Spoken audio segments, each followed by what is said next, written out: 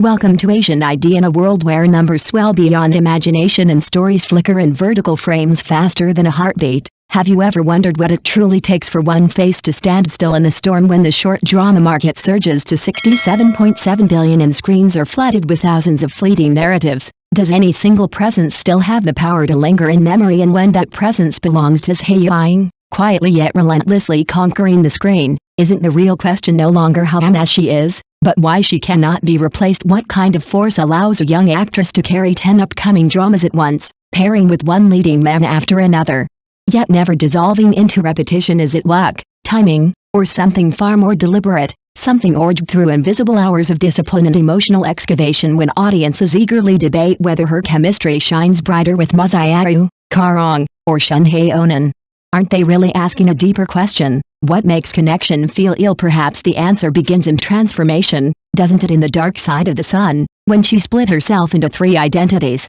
a ghost of love, a fragment of illusion, and a living deception, wasn't she doing more than acting, but rather dissolving into contradiction itself? How does someone so young carry 3 emotional realities at once, without letting any of them collapse into exaggeration or emptiness? And when a single flower behind her ear required 7 adjustments to perfect its meaning, doesn't that reveal a devotion to detail that borders on obsession in a format where each episode lasts barely minutes, where attention is currency and speed is survival?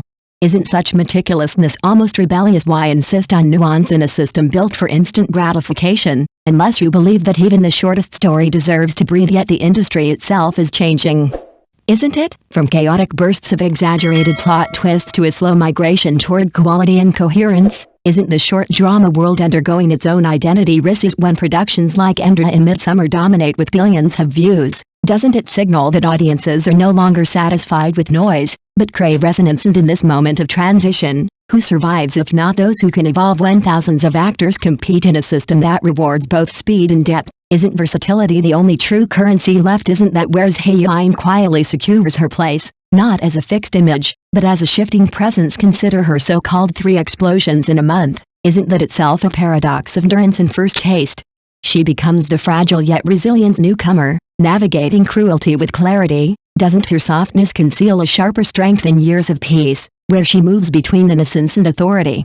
Doesn't her duality feel less like acting and more like unveiling hidden layers of the same soul? And He comforts his little pitiful one, where sweetness collides with emotional torment. Don't we begin to see how she turns vulnerability into a weapon? 3 stories, 3 partners, 3 emotional universes, yet the same face holds them all together, doesn't it? Is that not the definition of adaptability, or perhaps something even rarer, the ability to generate chemistry, rather than depend on it? Because chemistry, in truth, is often manufactured, isn't it? In an industry where actors may meet hours before filming, where intimacy must be simulated under pressure, isn't genuine connection the hardest illusion to create? So when Zhai Yiying steps into a scene and convinces us that a lifetime of emotion exists within seconds, isn't that less magic and more mastery? With Charonma, her rhythm clashes and blends, his restraint meeting her fluidity. Doesn't their dynamic feel like a quiet negotiation rather than an instant spark? With Zhai Yiying, where dominance meets defiance, isn't their tension charged with something more volatile,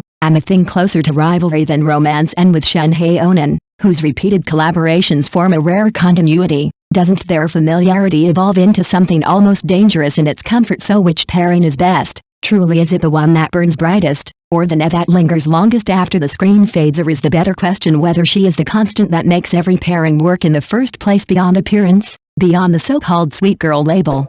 Isn't her real strength hidden in control? The slight tremble in her gaze, the pause before a line, the almost invisible shift between innocence and calculation, aren't these the details that anchor illusion and reality? And yet, even as she rises, another force looms, doesn't it? When AI-generated dramas begin to dominate charts, when synthetic actors replicate perfection without fatigue, doesn't the definition of performance itself begin to fracture? If algorithms can generate scripts, faces, and emotions at scale, what remains uniquely human? Perhaps the answer lies in imperfection, doesn't it? In the unpredictability of a glance, the unscripted hesitation, the chemistry that cannot be coded. Aren't these the last territories machines cannot conquer? And when audiences say they watch not just for the story but for her, isn't that the clearest evidence that humanity still matters? So as 10 new dramas wait in line, each promising another variation of love, conflict, and transformation, what are we really anticipating? Another performance, or another fragment of truth hidden inside fiction? And when the final episode of the 10th drama ends, when every pairing has been tested and every story told, will we finally have an answer to the question of who suits her best, or will we instead be left with something far more unsettling? The realization that what captivates us is not the partner beside her, but the part of ourselves we recognize within her. Thank you for watching the video. See you again.